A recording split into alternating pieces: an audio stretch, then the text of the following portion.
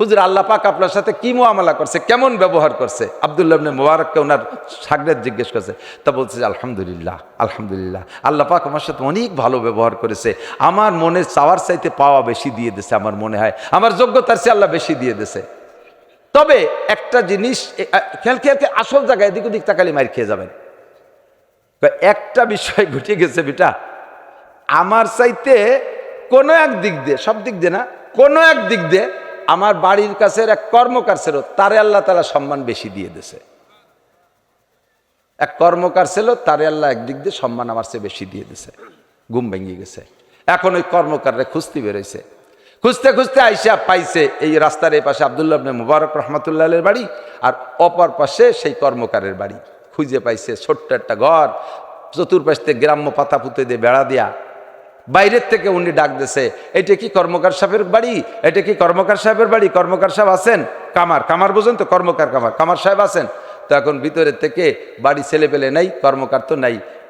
মহিলা ভিতরে থেকে বলতেছে সালামের উত্তর দিয়ে, না এটাই কর্মকার সাহেবের বাড়ি। তো কর্মকার সাহেব তো বেঁচে নাই, উনি তো কিছুদিন আগে হলো মারা গেছেন। আব্দুল্লাহ ইবনে মুবারক রহমাতুল্লাহ আলাইহির ইন্তেকালের সপ্তাহখানিক পরেই হুজুর উনিও মারা গেছে। তখন বলতেছে যে কর্মকার সাহেব আপনার কি হয়? আমার স্বামী হয়। উনি কেমন ছিলেন? দুনিয়ায় যদি প্রশংসা, অরিজিনাল প্রশংসিত মানুষ হতে হয়, খেয়াল করেন, আল্লাহর কাছে, নবীর কাছে, আখিরাতের কাছে, ফেরেশতাদের কাছে অরিজিনাল প্রশংসিত মানুষ সেই লোকটাই হতে পারে যেই পুরুষকে তার স্ত্রী প্রশংসা করে। আমি মাওলানা নাসির একদিন আপনাকে এনাইছে পাহা পাহা কথা কইয়ে ভালো ভালো ওয়াজ করে প্রশংসিত হয়ে চলে গেলাম। আমার খাবারেরও অভাব নাই, হাদিয়ারও অভাব নাই, কিন্তু আমি কত ভালো এইটা সবচেয়ে ভালো জানে আমার স্ত্রী। আমি কত ভালো, আমার তার সাথে দীর্ঘদিনের ঘর সংসার। সে যদি বলে আমার স্বামী ভালো, তাহলে আসলেই ভালো। আর পাড়ার মানুষ ভালো কয়, তা তো আরো ভালো। আর দূরের মানুষ ভালো কয়টা অত ভালো না। তো আব্দুল্লাহ ইবনে মুবারকের কামার বলতেছে, আমার স্বামীর প্রশংসা কি করব। উনার গুণ ছিল হলো, উনি এখানে কামারের কাজ করতেন। এই যে এই ঘরেই ছিল, এখন তো বন্ধ হয়ে গেছে, উনি নাই, আর নাই, কাজও নাই। তো উনি কামারের কাজ করতেন, উনার এই হাতুর পিটাইতেন। উনি আব্দুল্লাহ ইবনে মুবারক রহমাতুল্লাহ আলাইহির মুরিদ ছিলেন। আব্দুল্লাহ ইবনে মুবারক রহমাতুল্লাহের কাছে মুরিদ, মুসলমান কামার, আমার কাছে তো হিন্দু কামার, মুসলমান কামার। তো উনি হাতুড়ি যখন পিটাইতেন, সিস্টেম ছিল লা ইলাহা কয়ে হাতুড়ি উঠাইতো, আর ইল্লাল্লাহ কয়ে মারতো। লা ইলাহা ইল্লাল্লাহ, লা ইলাহা ইল্লাল্লাহ, লা ইলাহা ইল্লাল্লাহ, লা ইলাহা ইল্লাল্লাহ, এভাবে জিকিরের সাথে উনি জীবন ভরে হাতুড়ি মারছে। আল্লাহ, আমি দেখেছি আমার স্বামীর এই কর্মের ভিতরে অন্যান্য কর্মকারদের হাতুড়ির বাড়িতে লোহা যতটুকু বাড়ে, আমার স্বামীর বাড়িতে তার সাথে দ্বিগুণ বাড়তো। জিকিরের সাথে হাতুড়ি মারতেন। আর যখনই আজান হতো আর একটা বাড়িও দিতেন না, সাথে সাথে কাম থুইয়ে মসজিদে চলে যেতেন। এটা দেখতাম। একবারের একটা মজার গল্প হলো, উনি বলতেছেন যে আমার স্বামী একবার লা ইলাহাকে হাতুড়ি উঁচু করছে, ইল্লাল্লাহ বলার আগে মসজিদের থেকে আজানের আওয়াজ আছে, আল্লাহু আকবার, আল্লাহু আকবার। সাথে সাথে জবানে ইল্লাল্লাহ বলছে, কিন্তু আতুড়িটা লোহার উপরে মারে নাই, সাইডে ফেলাই দিছে। আমি যে বললাম সেই আতুড়ি তো নিচেই ফেলালেন, তাই এদিক ওদিক না ফেলে লোহার পর মারি দিতেন, কাজ একটু আগে যেত, একটু চুল পরিমাণ হলেও কাজ আগাত। বলার সাথে সাথে আমার ধমক দিয়েছে, আনা ভাগতে, তুমি কি মুনাফিক হয়ে গেছো?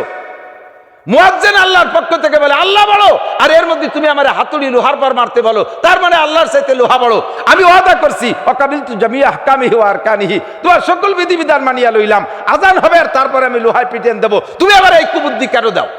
এই বলে আমার যে ধমক দিয়েছে, আমি ভয়তে কাঁপতে তালে রয়েছি। ইল্লাল্লাহ মুখে বলছে, কিন্তু হাতুড়ি লোহার উপরে মারে নাই। আল্লাহু আকবার। আর একটা কাজ করতেন, সেটা হলো রাত্রে আইসা কোরআন শরীফ পড়তে পারতেন না, একজাল কোরআন শরীফ নিয়ে বুকের সাথে জড়াই ধরে বলতেন, হাযা কালামু রাব্বি, হাযা কালামু রাব্বি, হাযা কালামু রাব্বি।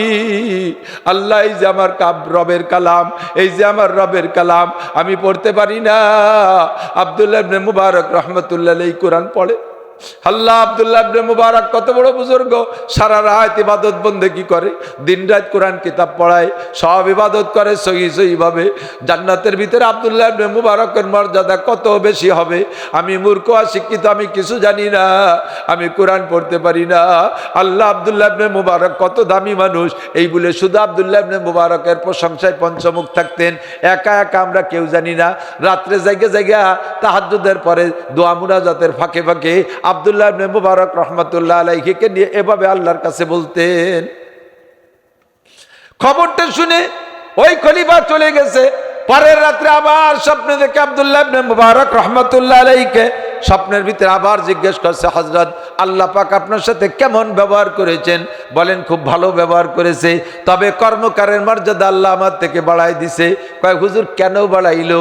কয় আমি পরে জানতে পারলাম ওই কর্মকার জীবন ভরে নিজেকে আমার চাইতে খাটো জানতো, আর আমাকে অনেক বড় মনে করত, আমাকে অনেক সম্মান দিত, আমার মর্যাদা অনেক বেশি বলে কল্পনা করত। এই সম্মানের কারণে আল্লাহ পাক তাকে কোনো এক দিক দিয়ে আমার চাইতেও বাড়াইয়া দিছে। কাজেই আর বাড়বো না, কথা কষ্ট হয়ে যাচ্ছে। আল্লাহ কখনো আলেম উলামা, মাদ্রাসার শিক্ষক, দিনদার ধার্মিক, এদের সমালোচনা করার দরকার। গীবাতও করবেন না, অপবাদও দিবেন না, মোহাব্বত করবেন। রাজি আছেন তো? এই উলামায়ে কিরামের ভিতরে ক্লাসিফিকেশন আছে। হারগুলেরা রঙ্গ বুয়ে দেগা রাস। একজন মুফতি আব্দুল গফফার সাহেব, আমাদের নগরকান্দার পীর সাহেব, হাজার হাজার উলামায়ে কিরাম তার ভক্ত, জেনারেল উচ্চ শিক্ষিত ভক্ত। যুবকরা বসো, এত তাড়াতাড়ি পেশাব হয়েছে? বুড়ো বুড়ো মানুষ বসে রয়েছে, তোমার পেশাব হয়েছে। আল্লাহ, আশাটাই স্বাভাবিক, কারণ সব শেষ হয়ে গেছে। এ বুড়োরা তো যে যৌবনের সাথে অন্যায় করে নাই, খুব টাইট মাল। আর ইদানিং পুলোপান রাতভর মোবাইল দেখতে দেখতে সব গেছে ঢিলি হয়ে যায়।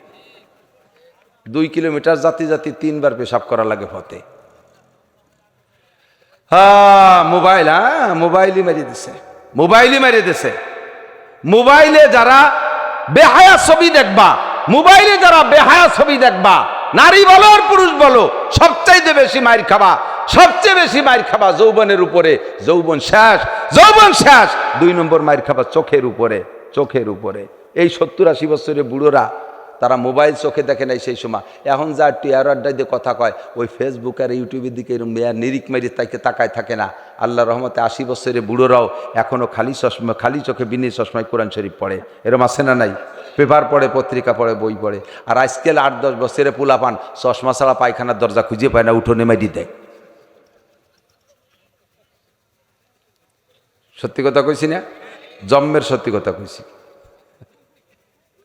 জীবন রে শেষ করে দিচ্ছ। শোনো, এদিকে আসো, জাগা মতো আসো। আল্লাহ সবাইরে হেফাজত করুক, জলে বলেন আমিন। আল্লাহ সবাইরে রক্ষা করুক, সবাই বলেন আমিন। কষ্ট হয়ে যাচ্ছে না আপনাদের? অল্পক্ষণের জন্য বসেন, অল্পক্ষণের জন্য।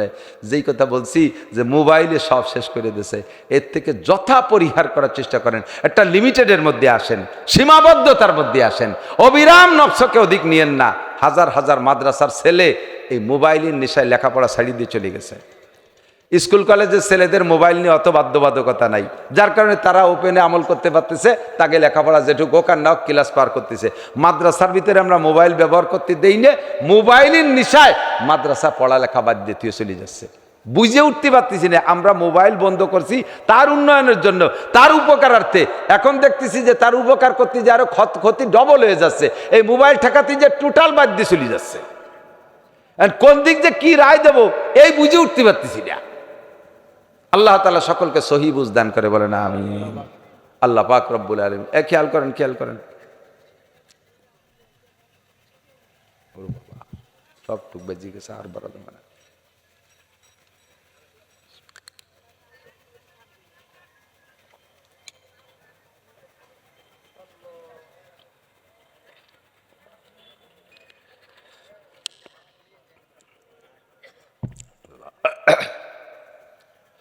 ওয়াবুদ রব্বাকা হাত্তা ইয়াতিয়াকাল ইয়াকিন।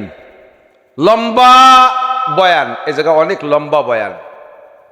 লম্বা বয়ানরে গুছাই গাছাই এ পর্যন্ত নিয়ে আসা হয়। লম্বা বয়ান ছোট, শুধু শর্টে তর্জমা বলছি। আল্লাহ পাক বলেন, আফা হাসিবতুম আন্নামা খলাকনাকুম আবাসা। মাঠে যারা বসা আছেন সকলে একটু সাক্ষী দেন। আল্লাহ পাক আপনাদের কাছে জিজ্ঞাসা করে, আমি কি তোমাদেরকে অনর্থক সৃষ্টি করেছি নাকি তোমাদের সৃষ্টির পিছনে আমার কোনো উদ্দেশ্য আছে? আমাদেরকে সৃষ্টির পিছনে আল্লাহর উদ্দেশ্য আছে না নাই?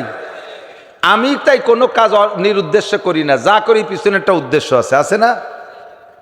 কি কালেকশন? এক মাঠে অত চাষ দিলে মাটি নষ্ট হয়ে যায়।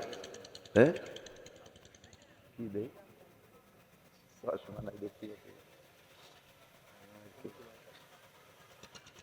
তাই তো কালেকশন। একটা টাকা কেউ আর মাদ্রাসায় দেবেন না। এত কালেকশন করতে করতে শ্রোতাকে মন খারাপ হয়ে যায়। অবশেষে 200 করে টাকা দিয়ে যাবেন। এ সময় একটাই দিয়ে কি রে, একটাই কিছু হয়নি, কিন্তু একটা দিতে নিষেধ করছি। বসেন, ভয় নাই, না দিলি পারা জোর করে হবে না। আব্দুল্লাহ ভাইও যেমন ফ্রি নর্মালে কালেকশন করে, আমি তাও পারি না। এর কেউ মিটে মিটে কোনো অঙ্ক ধরে নাই, তাতে 70-80 হাজার টাকা হয়ে গেছে, আলহামদুলিল্লাহ। আমি শেষে বলতে চাই সেটুক হলো, হজ করব, যত ইবাদত আছে তার ভিতরে মুসলমানের জিন্দেগির একটা তামান্না থাকা উচিত, জীবনে একটাবার কাবা ঘর সচক্ষে দেখে নামাজ পড়বো। রাজি আছেন? আছেন? হাজি সাহেব, হাজি আর উমরা কর্নেওয়ালা কারা আছেন? হাজি উমরা কর্নেওয়ালা যারা হজ করছেন আর উমরা করছেন, এগে একটু হাত দেখতে যায়। যারা হজ আর উমরা করছেন, একবার হজ উমরা করছেন? ও ভালোই তো, মেলা মানুষই তো, আলহামদুলিল্লাহ। বাকি যারা আছে আমরা হজ বা উমরা করব, কে কে রাজি আছেন? সত্যি রাজি আছেন? সত্যি রাজি আছেন? আল্লাহ তাআলা সবাইরে তৌফিক দান করেন। রাজি তো আছি, পয়সা তো নাই। আমার সাথে মোটর সাইকেল চালাতে এক দারোগা সাহেব, মজিবার দারোগা, লাস্টে আল্লাহর বান্দা উমরা করছে। আমি বললাম যে মজিবার ভাই, কে হজে যাবেন না? আমি তো 12 মাস কাল পারি, আল্লাহ পারলি আই খালি। আল্লাহ পার মানে আল্লাহ আমার টাকা দিতে পারলে আমি যাবো না কে? লাস্টে উমরা করিয়েছে। এই যে ভয় নাই, টাকা চাচ্ছি রে আল্লাহ। তো আল্লাহ তাআলা যদি কবুল করে তাহলে ব্যবস্থা হতে পারে কি পারে না? আমি একটা কৌশলে মাদ্রাসায় এই অল্প কটা টাকা কালেকশন করে দেই, সেটা হলে হজ আর উমরার কৌশল। এই বছরও 20 জন গেছে কমপক্ষে, আমারে ফোন করে গেছে, হুজুর 2 বছর আগে অমুক মাঠে উমরার জন্য নিয়ত করে আপনি চাইছিলেন 100টা, তাই দিছি। আল্লাহ কি দেখিয়ে এবার 2 লাখ টাকা উমরার জন্য ব্যবস্থা করে দিছে, 3 লাখ টাকা আল্লাহ ব্যবস্থা করে দিছে। আল্লাহ আর একজনের দিয়ে টাকা দিয়েছে, আমারে উমরায় ফাটাই দিচ্ছে। এরকম ব্যবস্থা আল্লাহ করতে পারে কি পারে না? তো যদি হজ আর উমরা করার নিয়ত থাকে, 2.5 লাখ টাকার নিচে উমরা হবে না। হজ করতে গেলে 7-8 লাখ টাকা লাগে। তো কমপক্ষে হজ আর উমরার বুকিং হিসেবে এই মাদ্রাসালারা খরচ করবে। আপনি 100 টাকা দিয়ে যাইয়ে না হেতাল দিয়ে ঘুমাবেন, হুজুররা আপনার জন্য দোয়া করবে, আল্লাহ ওই লোকটা 100টা টাকা দিয়ে গেছে মাদ্রাসায়, এর বিনিময়ে তাকে হজ বা উমরা করার টাকা জোগাড় করে দাও। হুজুররা দোয়া করবে রেগুলার, হুজুররা দোয়া করবে, ইনশাআল্লাহ আল্লাহ পাক ব্যবস্থা করে দেবে, ইনশাআল্লাহ অচিরে পেয়ে যাবেন। তো হজ আর উমরা করার নিয়ত করছেন যারা, পকেটে যদি 100টা টাকা থাকে, পকেটে যদি 100টা টাকা থাকে, একটু বের করে রেডি করেন। আমি ছাত্রদেরকে পাঠাচ্ছি, আমি মুসাফির মানুষ, আমি 100 কিলোর উপরে পথ অতিক্রম করে আসছি, আমি মুসাফির। 878 মাইল 78 কিলোমিটার দূরে গেলে মুসাফির হয়ে যায়, আমি 100 কিলোর বেশি চলে আসছি। আমি দোয়া করবো, আল্লাহ আজকে এখানে যারা হজ আর উমরা উপলক্ষে 100 করে টাকা দিবে, আল্লাহ তুমি তাদেরকে অচিরে মরণের আগে সুস্থ অবস্থায় একবার হজ অথবা উমরা করার তৌফিক দান করো। যদি 100 না থাকে 50 টাকা হলেও দেন। যাও ছাত্ররা ভিতরে ঢোকো, যাও ছাত্ররা, যাদের কাছে আছে 100 থাকলে 100, না থাকলে 50, না থাকলে 20 টাকা, না থাকলে 10 টাকা, না থাকলে 20 টাকা, যা পারেন তাই, কমপক্ষে যা থাকে পকেটে